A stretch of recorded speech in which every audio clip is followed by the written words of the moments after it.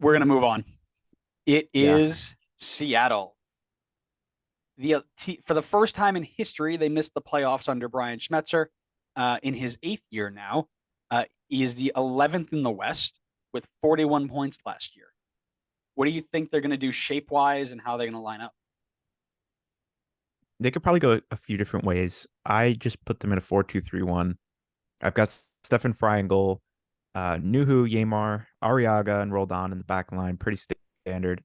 I went with, surprisingly, didn't realize this guy played in this position that much. Apparently, Rusnak played a decent amount at center mid. So I've got him and Japalo in the center mid spots. In the attack behind the striker, I've got Jordan Morris, Nico Ladero, and Christian Roldan. Then up top, I have Rui Diaz. Yeah, I've got the same shape. I've got everybody except one. I've flipped Xavier Arriaga with Jackson Reagan. He got all Ooh. 90 minutes in the Club World Cup. He got a ton of minutes last year, and I think that they're ready to transition into him and being a starter next to Yamar this year. Um, That we'll might be a talk good shout. we'll talk more about that later. I really like the addition as we move on of Eber. Um, when Rui Diaz got cold, it was Will Bruin, and Will Bruin is not nearly the type of dynamic player that they needed to fit that system. So I think getting Eber as a number two is going to be really, really good for them. Well, considering a bear is like the only new signing that has a chance at minutes this season, I'm going to also agree that a bear was the best signing for them this window, Yeah, at least so far. yeah, like they didn't do a lot of movement at all. So No, not that they really needed to. no, like I said, if I asked you who your biggest loss was, we probably the same one there too.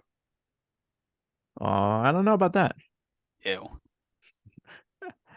My biggest loss was Jimmy Madronda for them. Um, ew.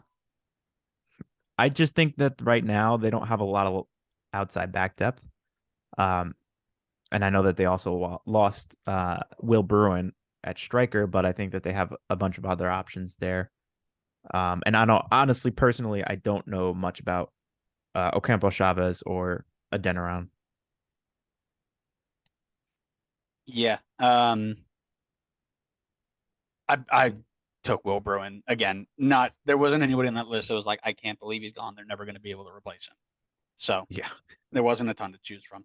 Um, However, I will say something to watch would be the ability of Josh Atencio to make appearances in this team, depending on how healthy João Paulo comes back, because he got the start in the Club World Cup, came off for João Paulo, but um, like I said, he did all right. He held his own, but I think there might not be a ton of time for him to get in there, but I think he'll play a more important role than he did last season.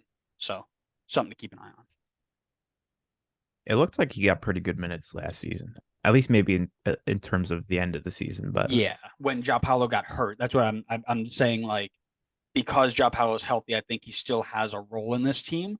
It's just watch for his impact as he changes his role and responsibility for 2023. yeah, I would agree. I mean, I think their midfield is like insanely stacked with young up and coming players, like to a ridiculous level, to be honest with you. Yep. Um, so I would agree. I'm kind of in the same boat in that like whichever one kind of breaks out and gets the minutes this season is definitely the breakthrough player for them. Whether that's like Josh Atencio, Obed Vargas, Danny Leva, Reed Baker Whitting, even like Sota Kitahara, who they just brought in.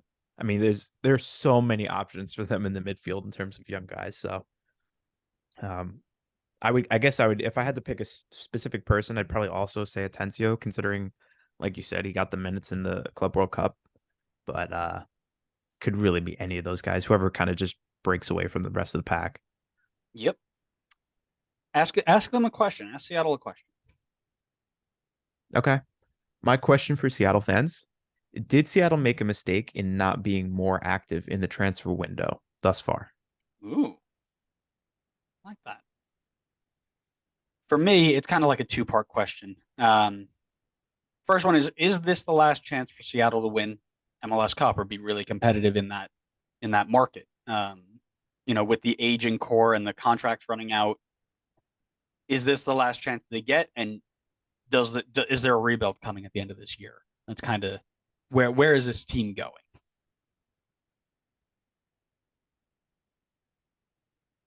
How are you going to hit me with a two-part question and then complain about my other question being too wordy? Because it's my podcast, I do what I want. We move.